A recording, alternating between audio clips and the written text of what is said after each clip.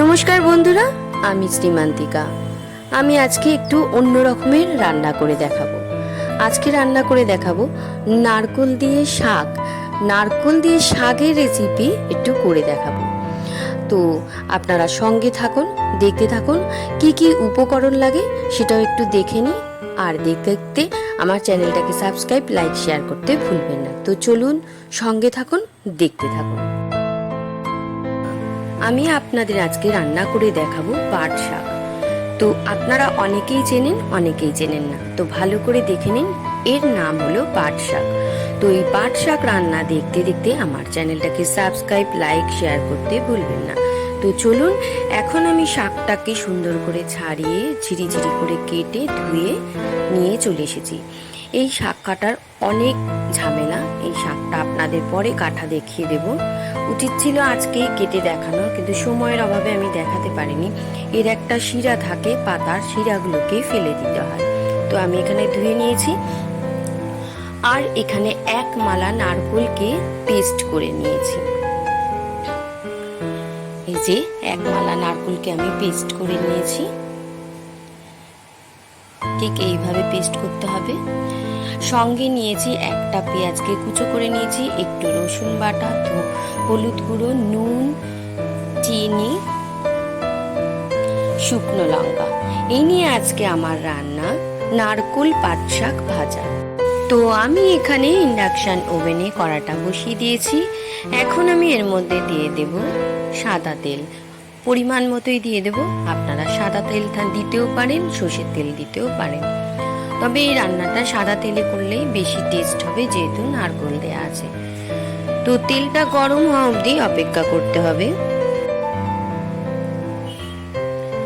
তেলটা গরম হয়ে গেছে।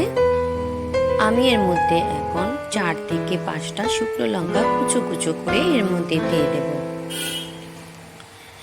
লঙ্কাটাকে একটু ভালো করে ভেজে নেব। লঙ্কা ভাজার পরে যেন একটা লঙ্কা ভাজা যে গন্ধটা, সেটা যেন আসে। দেখো আমার লঙ্কা ভাজা হয়ে গেছে। এখন আমি কেটে রাখা পেঁয়াজগুলো এর মধ্যে দিয়ে দেব।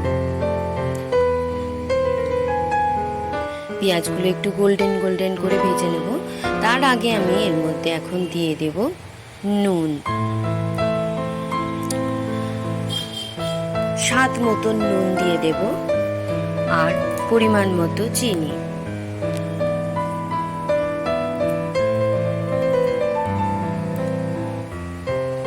এরপরে আমি ভালো করে পেঁয়াজটাকে নেড়ে চেড়ে ভেজে নেব।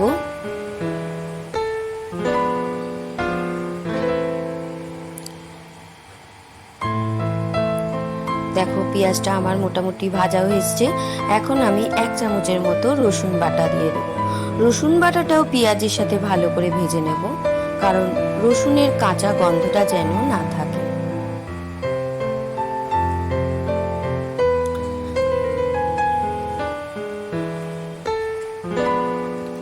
পেঁয়াজটা ভাজা হয়ে এসেছে।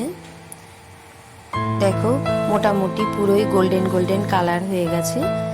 এখন আমি কেটে রাখা শাকটা এর মধ্যে দিয়ে দেব।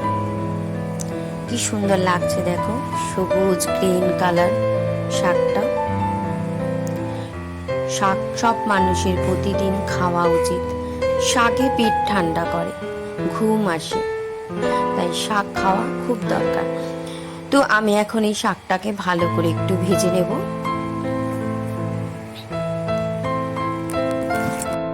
দেখো শাকটা কতটা কমে গেছে। শাকটা খুব লদলদে শাক। যদি শাকটা ভালো করে না ভাজা হয়, ঢ্যাঁড়সের মতো লোদলোদ করে।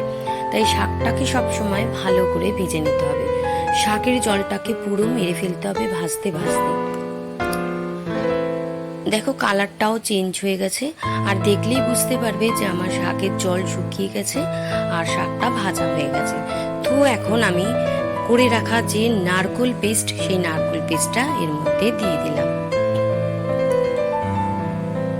এর মধ্যে দিয়ে দেব 1/2 চামচের মতো হলুদ গুঁড়ো, বাকি চিনিটা।